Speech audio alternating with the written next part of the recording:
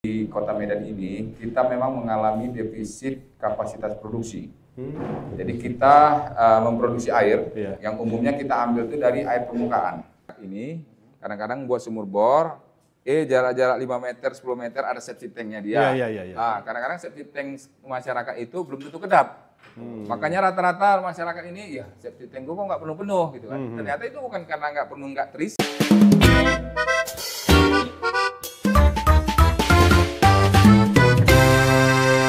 Assalamualaikum warahmatullahi wabarakatuh. Waalaikumsalam. Sobat Antara, kita bertemu lagi dengan podcast kolaborasi Kantor Berita Antara dengan IPI, Ikatan Pemulung Indonesia Sumatera Utara, dengan tema Selamatkan Lingkungan, Tanggung Jawab Kita Bersama. Dan kali ini saya tetap didampingi dengan brand ambasadornya IPI, Bang Putra Makbeti. Gimana Bang? Sehat? Sehat. Oke. Dan alhamdulillah kali ini kita kedatangan tamu istimewa ini, Direktur Utama Perumda Tirta Nadi, Pak Ewin Putra. Siap. Assalamualaikum. Waalaikumsalam warahmatullahi wabarakatuh. Sehat Ewin ya? Alhamdulillah. Selamat datang di Galeri IPI.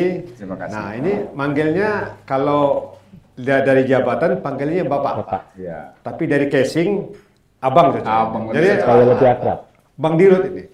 Abang Ewin aja. Bang Ewin. Nah kita akan berdialog dikit dengan Bang Ewin mengenai dinamika perairan, produksi air Tirta Nadi termasuk berkaitan dengan lingkungan. Jadi Bang Ewin, ini Tirta Nadi ini kalau dari bahasa kasarnya termasuk salah satu perusahaan yang sering dikritik oleh masyarakat.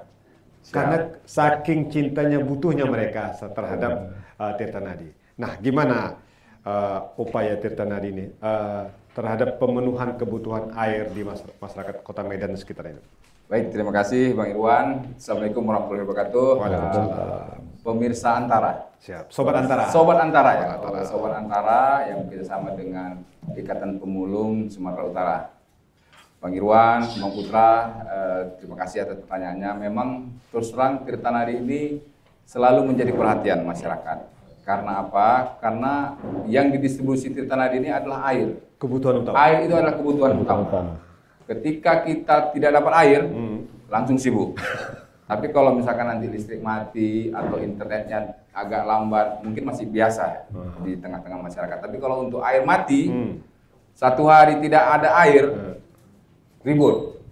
Tapi itu menjadi nilai positif bagi kami. Karena ternyata yang menyayangi Tirta Nadi itu banyak orang, Bang Putra. Jadi istilahnya alhamdulillah begitu banyak memang respon-respon kepada kami dengan senang hati menindaklanjutinya. Jadi memang terus terang di masyarakat Sumatera Utara ini, khususnya Kota Medan, Tirta Nadi ini memberikan pelayanan ke 10 kabupaten kota yang ada di Sumatera Utara. 10 kabupaten, bukan hanya di Medan. Jadi memang mayoritas 80% pelanggan Tirta Nadi itu ada di Kota Medan. Kemudian berikutnya ada di Deli Serdang, Kabupaten Deli Serdang, ada di Kabupaten Karo, ada di Kabupaten Tapanuli Selatan, Kota Padang Sidempuan, Padang Lawas Utara. Jadi kita ada 10 kabupaten kota sampai ke Nias. Nias Selatan, Nias Utara itu pelayanan Tirta Nadi.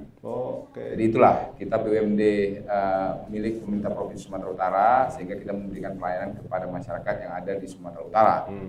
Jadi memang posisinya sekarang ini di Kota Medan ini, kita memang mengalami defisit kapasitas produksi. Jadi kita memproduksi air, yang umumnya kita ambil itu dari air permukaan. Kita di sini ada 6 instalasi.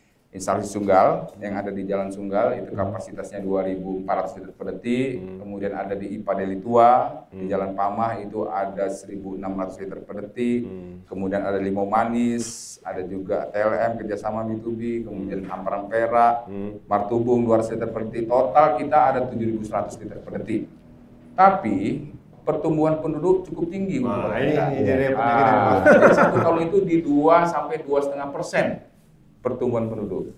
Sehingga harusnya begitu pertumbuhan penduduk cukup tinggi, Tirta Nadi pun harusnya menambah kapasitas produksinya. Sehingga nanti pelayanan kita bisa maksimal. Nah, sekarang ini kondisi kita masih defisit, Bang Putra. Defisit. Kapasitas kita 7.100, ternyata kebutuhan kita itu udah 11.000. Waduh. Jadi 11.000 liter per detik. liter per detik. Jadi kita defisit 80% ya kurang lebih. Jadi kita butuh sekitar 3.000, kita defisit. Sehingga memang program kami saat ini menambah-nambahlah kapasitas produksi. Jadi di tahun 2025 ini ada 3 instalasi kita yang kita operasikan. Pertama, Spam Johor, itu ada di letak Kelurahan Kuala Bekala, itu kapasitasnya 400 liter per detik. Kemudian ada Spam Brayan, itu di Brayan, di Medan Delhi, itu kapasitasnya 500 liter per detik. Kemudian kita dapat bantuan dari pemerintah pusat. Spam Regional Bidang 750 liter per detik meluncurlah ke Kota Medan. Jadi memang alhamdulillah dengan penambahan kapasitas itu agak lumayan lah pelayanan kita. Walaupun di beberapa tempat memang karena defisit tadi itu ada juga lah memang airnya mati, airnya tidak 24 jam. Kemudian kadang-kadang karena perpipaan kita juga cukup tua, ketika ada aliran air, endapan di pipa itu terikut, sehingga ada juga beberapa tempat airnya kotor. Ya itu kami mohon maaf lah. Tapi yang jelas kami berkomitmen untuk memperbaiki pelayanan terus-menerus. Jadi di mana yang agak kurang baik kita kerjakan, kita bersihkan dan lain sebagainya. Begitu Bang Irwan. Itu kalau dengan dinamika kebutuhan yang makin meningkat itu, ada nggak misalnya Tirta Nadi ini mungkin gerakan spektakuler seperti membuka investasi dari luar walaupun ini punya pemerintah daerah gitu. Ada nggak rencana itu? Ada. Ini yang 2 terakhir saya sebutkan tadi itu kerjasama dengan pihak swasta itu. Karena gini, Tirta Nadi kan milik BUMD, milik pemerintah Provinsi Sumatera Utara. Tentu ketika kita ingin menambah kapasitas produksi, itu tentu butuh biaya investasi. Nah, terus terang memang APBN kita terbatas, mungkin ada kebutuhan-kebutuhan prioritas yang lain, demikian juga APBD, sehingga kita memanfaatkan dana investasi dari pihak swasta. Enggak, dari apa Pak? Luar negeri ada? Dari luar negeri dulu memang ada dulu, tapi sekarang program itu enggak ke fisik dia investasinya. Kayak kita didampingi oleh IWOS, dia cenderung terhadap non-fisik. Misalkan nanti membuat rencana bisnis, membuat DED dan lain sebagainya. Tapi kalau untuk fisik dari dunia luar mungkin nggak ke situ. Jadi kita kerjasama dengan pihak swasta. Memang nggak diterima gitu Pak? Mungkin program kerjasama B2B-nya, kerjasama G2G-nya mungkin nggak ke fisik-fisik seperti itu. Betul. Berarti kita tinggal berdoa nih Bang Putra, biar ada negara lain juga ada yang mau invest di bidang fisik. Insya Allah. Karena memang begitu, Bang Ewin, Bang Dirut, ini risikonya lagi nih. Memang masyarakat termasuk saya nggak ingat Tirta Nadi kalau air lancar, Pak. Tapi kalau mati baru. Gitu. Sama ketika listrik juga, hidup listrik lupa PLN, tapi kita mati langsung ingat gitu. Betul. Nah ini pengembangan ini kan sangat bukan perlu lagi, memang sangat vital. Karena benar nggak ini Bang Ewin? Katanya kalau mengandalkan air di bawah tanah sedot pakai pompa itu, setiap tahun itu menyebabkan penurunan tanah, sehingga struktur tanah, sehingga daerah kalau di dekat pantai makin turun akhirnya di bawah laut sehingga gampang banjir. Benar tuh? Ya benar tuh Bang Irwan. Jadi gini, pengambilan air bawah tanah dengan skala besar itu juga merupakan salah satu pencemaran lingkungan. Dan itu sekarang sudah dilarang. Contoh di kawasan industri Medan itu hampir rata-rata industri di situ, tenan-tenan di situ mengambil untuk suplai kebutuhan mereka itu dari air bawah tanah. Sekarang udah dilarang, tidak diperbolehkan lagi. Dari PDM lah mensuplai ke kawasan industri Medan. Termasuk juga dari mereka ada kerjasama B2B dengan salah satu penyedia spam, sehingga mereka ambil dari DCC, ada perusahaannya namanya DCC. Jadi untuk pengambilan air bawah tanah ini memang merupakan salah satu pencemaran lingkungan, Bang Irwan. Contoh di beberapa tempat, sering kita dengar berita-berita itu ada tanah yang amblas, kemudian juga karena di bawah ini memang dia ternyata ada semacam rongga juga dia ketika kita ambil air bawah tanahnya secara berlebihan Kosong dah. sehingga kosong dia. Kopong lah, kopong. Kopong lah dia. Jadi suatu saat ketika ada beban-beban yang tertentu bisa turun dia, amblas. Waduh. Itu satu. Kedua, kita mengambil air bawah tanah ini tidak kita rekomendasikan karena apa? Karena airnya tidak sehat itu, Pak Irwan. Nampaknya jadi ya visual jernih. Tapi ternyata ada E. coli-nya, ada zat besinya, itu tidak layak untuk dikonsumsi. Karena memang rata-rata masyarakat ini kadang-kadang buat sumur bor, jarak-jarak 5 meter, 10 meter ada septic tank-nya dia. Iya. Nah, kadang-kadang septic tank masyarakat itu belum tentu kedap. Makanya rata-rata masyarakat ini, ya septic tank gue kok nggak penuh-penuh gitu kan. Ternyata itu bukan karena nggak terisi, karena memang nggak kedap dia, jadi merembes air kotoran itu kan, keluar dia. Nah, makanya sekarang ini digencarkan septic tanknya itu kedap ya, sehingga nanti disedot seperti itu. Jadi kalaupun kita sedot airnya kelihatan bening, tampilan aja ya? Belum tentu. Karena itu mungkin mengandung E. coli, mengandung zat besi yang tidak layak untuk dikonsumsi tubuh kita. Nah, ini yang mungkin jadi perhatian itu. Ternyata masalah air ini tidak segampang yang terlihat, Pak ya. Benar. Nah, karena ini karena kita bertanya sama yang ahli, Pak. Ahli lah. Minimal yang bergerak di bidang itu, Pak. Iya. Nah, ini kan Sama koreksi Bang Irwan, saya masih pelaksana tugas, belum dirut tuh, belum direktur utama. Bang, ini bulan Ramadan, Bang, dapat ini. Amin. Nah, itu Pak Dir. Jadi, Bang, masyarakat selama ini kan ada bertanya-bertanya ini. Benar. Ini airnya ini yang hasil PAM ini tertanah ini bersih nggak? Nanti mereka buang-buang obat yang kimia berbahaya dah. Jadi gimana Bang penggunaan obat-obatan di Tirta Nadi? Terima kasih Bang Irwan. Jadi Tirta Nadi itu mengambil air bakunya itu sekarang ini ada beberapa dari mata air yang ada di Sibolangit itu dari mata air tuh. Itu kualitasnya nggak terlalu banyak diolah pun langsung didistribusikan aja ke masyarakat, ke pelanggan. Ada dari air permukaan. Air permukaan ini dari sungai.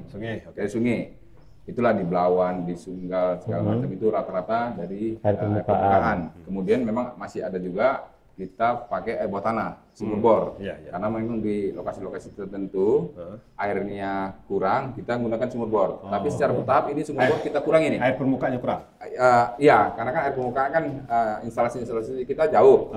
Sehingga di lokasi tertentu yang pelayanan pipanya mungkin terlalu jauh, kita ambil sumur bor di situ untuk daerah sekitarnya. Jadi 3 ini sumber kita. Sekarang ini pelan-pelan kita air sumur bor ini kita kecilkan, kita kurangi, sehingga kita dari air permukaan. Nah, air permukaan ini tentu pengolahannya perlu treatment yang khusus lah. Jadi air dari air permukaan itu kita diendapkan supaya lumpur-lumpur mengendap. Air yang betul-betul air lah yang berjalan terus setelah diendapkan masuklah dia proses sedimentasi. Kemudian flokulasi, disitulah nanti kita injek bahan kimia. Bahan kimia umumnya kalau di Tirta Nadi menggunakan PAC liquid. PAC ini bahan kimia yang ramah terhadap lingkungan, jadi memang nggak ada apa. Kemudian setelah kita injek bahan kimia PAC, kemudian ada filtrasi, kemudian kita injek juga ada liquid klorin, sehingga kita distribusikan kepada masyarakat itu sudah sesuai dengan Permenkes. Sebenarnya kalau di instalasi air produksi kita itu udah bisa untuk diminum. Udah bisa diminum. Kalau di instalasi ya. Tapi permasalahannya memang sekarang nih kita ada kendala di jaringan perpipaan kita. Jadi 99% kita melayani pelanggan itu menggunakan jaringan perpipaan. Jaringan perpipaan kita nih banyak juga yang sudah berumur tua. Lebih tua dari kita, Bang? Lebih tua dari kita. Waktu prosesnya tadi, Bang? Proses instalasi itu udah sesuai dengan ketentuan Permenkes semua, sehingga produksinya sudah layak. Jadi air yang kalau setelah diproses itu kalau masih di sana itu sebenarnya udah layak minum, sudah bisa diminum. Nanti kapan-kapan saya ajak Bang Irwan sama Bang Putra instalasi kita, biar langsung kita minum di situ. Tapi jangan abang nyebur pula di situ nanti. Maksudnya apalagi dibersihkan lagi. Nah ini. Jadi kita lihat tadi ada komitmen dari Tirta Nadi ini terhadap menjaga lingkungan, karena ini kan memang perlu dijaga betul setiap prosesnya. Nah, kita lebih mengkerucut nih, Bang Ewin. Kalau di IP ini juga fokus memang di lingkungan hidup, Bang. Terutama sampah. Iya. Sampah plastik, Bang. Kalau emak-emak kita bilang plastik asoy. Nah, ini itu kalau plastik-plastik seperti itu atau botol air mineral itu kalau dilepaskan di alam liar itu minimal 1000 atau berapa ribu tahun, Bang. Baru bisa terurai ya. Ini diolah mereka supaya tidak menjadi sampah, tidak berserak segala macamnya. Seperti ini, Bang. Ini hasil kerja mereka, Bang. Iya, Nah, luar biasa nih. Gimana Bang lihat ini, Bang? Nggak nyangka saya ternyata bisa menghasilkan dari plastik asoy bisa seindah ini. Iya. Luar biasa. Nah, itulah bahasa dari ibu-ibu ini kreasinya macam-macam, Bang. Ada seperti mawar. Iya. Tapi Alhamdullah. nanti kalau Abang Jan pula Abang siram pula nih, dia nggak hidup dia. Iya, benar-benar. Kalau mungkin kalau bisa juga dukungan dari Tirtana ini, Bang. Siap. Ini informasinya mereka nih sewakan ini, Sewa. Bang. 5.000. Rental. 5.000, Bang. Per minggu. Per minggu. Nah, jadi kalau misalnya Tirtana Masih terjangkau lah. itu Bang. Kalau lebih mahal nanti baru kita jewer. Lebih mahal kali kan itu. Nah, 5.000. Kalau mahal kan kita minta sama Bang Irwan. Nah, ini. Atau Tirtana di banyak mejanya ada kegiatan. Nah, satu meja ini 5.000 per minggu. Iya. Dan setiap minggu diganti. Iya, tiap minggu diganti. Tiap diganti. Model-modelnya. Model-modelnya. Nah, ini sehingga sampah-sampah yang selama ini harusnya menjadi ancaman itu bisa bernilai ekonomis. Jadi dua, menjaga lingkungan dapat, menjaga ekonomis yang dapat. Ini yang dilaksanakan oleh IP. Dan kita mengedukasi terus masyarakat. Nah, ada closing statement, Bang? Oke. Jadi kalau terkait sama limbah ini memang betul Bang Irwan bilang. Yang menjadi musuh Tirtana di dalam mengolah air. Pertama deterjen. Oke. Deterjen itu kalau masuk air berbuih-buih gitu di instalasi di intake kita, Penampungan, ya? mengolahnya itu cukup rumit. Oh. Karena memang harus ada bahan kimia khusus. Kedua ini plastik. Oh iya. Plastik ketika masuk ke pompa kita, udahlah rusaklah pompa kita. Rusak pompa kita. Jadi memang ini salah satu musuh. Bukan hanya susah mengolahnya, malah merusak pompa. Walaupun memang kita sudah antisipasi lah, filternya udah, part screennya segala macam. Memang untuk masuk ke di perpompaan juga memang sudah ya lebih kecil lah kemungkinannya. Tapi kalaupun masuk dia, ini jadi musuh kita. Jadi memang harapan kami memang masyarakat ya sama-sama kita jaga sungai. Ya jangan sungai itu dijadikan tempat sampah besar. Banyak juga kita bilang kan. Tempat sampah besar itu sungai, padahal kan enggak tempat sampah itu sungai itu. Mari sama-sama kita jaga, ya kan? Sehingga nanti kita dalam menjaga lingkungan semua harus berkomitmen, baik dari pengguna, pemilik dan lain sebagainya memang harus sama-sama kita komitmen untuk menjaga lingkungan sehingga nanti ya kita hidup ini bukan hanya untuk kita, kita untuk anak cucu. Jadi salah satu komitmen Tirtanadi di instalasi kita itu kita sudah menerapkan ISO 14001. 14001 itu sistem manajemen lingkungan. Oke. Sistem manajemen. Jadi di situ ada klausul-klausul yang mempersyaratkan kita harus peduli terhadap lingkungan. Dan sudah terpenuhi. Sudah terpenuhi, sudah sertifikasi. Jadi hasil olahan kita nggak kita buang ke sungai lagi, Bang Irwan.